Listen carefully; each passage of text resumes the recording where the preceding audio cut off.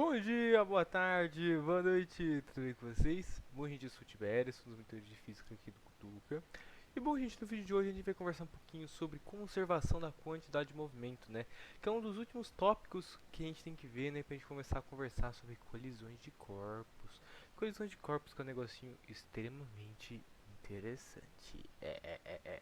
Bom, gente, então, pra gente falar um pouquinho sobre conservação e quantidade de movimento, a gente tem que lembrar o teorema do impulso, né, que foi o conteúdo da nossa última Pocket aula. Então, vamos lá? Então vamos começar aqui, gente. Primeira coisa que a gente precisa ter em mente é a gente retomar algumas coisas do teorema do impulso, né? Vocês lembram, gente, que o teorema do impulso fala que o impulso é a mesma coisa que a variação da quantidade de movimento, ok? Essa é a principal característica, né? Esse é o principal tópico, vamos falar assim, do que a gente viu, que a gente vai usar na aula de hoje para a gente falar sobre conservação de quantidade de movimento, ok? Caso ainda surjam as dúvidas, né, do que é o teorema do impulso, como que a gente chegou nele, recomendo que vocês vejam a nossa última pocket aula aí, na última página do e-book, beleza? Perfeito. Bom, gente, para que haja conservação da quantidade de movimento, a gente precisa que a conservação, né, para que ela aconteça, ela seja isolada de forças externas. Como assim isolada de forças externas? Bom, forças que vão ser, por exemplo, força de atrito, forças que vão atrapalhar o meu movimento, ok? Algumas forças que vão mudar o meu sentido, coisas relacionadas a desse tipo. Então, qual que são as forças, né, que vão gerar essa conservação? São as forças internas. Quais são essas forças internas? As forças internas são as forças de ação e reação. Ah, bacana, bacana. Ação e reação. Perfeito. Então, ação e reação, gente, são forças internas que elas vão promover a conservação da quantidade de movimento.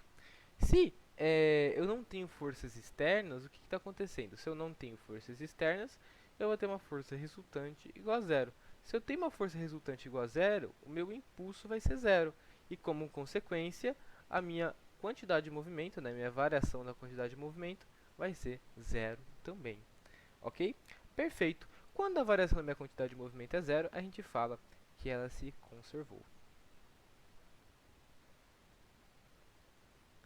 Conservou, tá? Uma conservação da quantidade de movimento.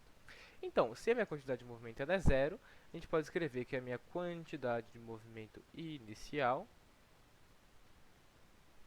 é igual à minha quantidade de movimento final. Perdão. Beleza?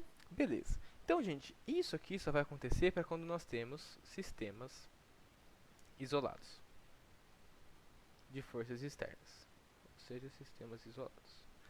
Perfeito. Bom, gente, a gente tem que tomar muito cuidado porque a quantidade de movimento ela é um vetor, ok? Então, sempre lembrem disso, tá? Vou até anotar aqui novamente para vocês. Lembrar, né? Então, observação. Quantidade de movimento é um vetor. Não esqueçam disso, tá, gente? Porque daqui a pouco a gente vai começar a fazer algumas operações e eu preciso que vocês lembrem que a quantidade de movimento é um vetor.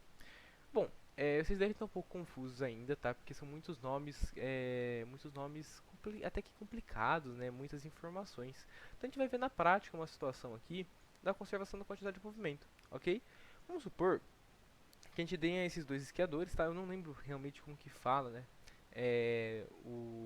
A pessoa que anda de patins, tá? Então eu vou chamar de skatista, tá, gente? Mas me perdoem, mas eu não lembro como que fala exatamente a palavra. Enfim, bom, nesse exato momento aqui, na minha situação antes, o que eu tenho? Na minha situação antes, eu vou ter os dois skatistas que eles estão de mãos dadas, né? Eles estão andando em um mesmo sistema. Se eles estão andando no mesmo sistema, eles não possuem quantidade de movimento. A quantidade de movimento deles vai ser zero. Perfeito. Já na situação depois, eles vão se empurrar. Só que essa força com que eles vão se empurrar vai ser igual para os dois. Só que, vetorialmente falando, o que vai acontecer? Eu vou ter que. O meu skatista da esquerda, meu skatista verde, ele vai adquirir uma quantidade de movimento. E o meu skatista amarelo também vai adquirir uma quantidade de movimento. Só que essas quantidades de movimentos elas vão se anular, vetorialmente falando. ok? Então a gente vai ter uma quantidade de movimento para a esquerda e uma quantidade de movimento para a direita. Essas quantidades de movimentos vão se anular para que elas fiquem igual à quantidade de movimento inicial, ok? Então, vetorialmente falando, elas se anulam, apesar do skatista verde e do skatista amarelo possuírem quantidade de movimento. Ok? Então, quando eles se empurrarem, eles vão adquirir velocidade, só que a quantidade de movimento do skatista esquerdo e da direita se anulam vetorialmente falando. Ok? Então, por isso que é importante a gente ter a definição de quantidade de movimento na cabeça.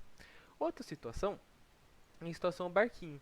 Ó, o barquinho e o barco, perdão, o barquinho e a pessoinha estavam andando juntas. Quando a pessoinha saltou do barco, ela vai gerar uma velocidade para o barco e uma velocidade para ela. Só que vetorialmente falando, o que está acontecendo?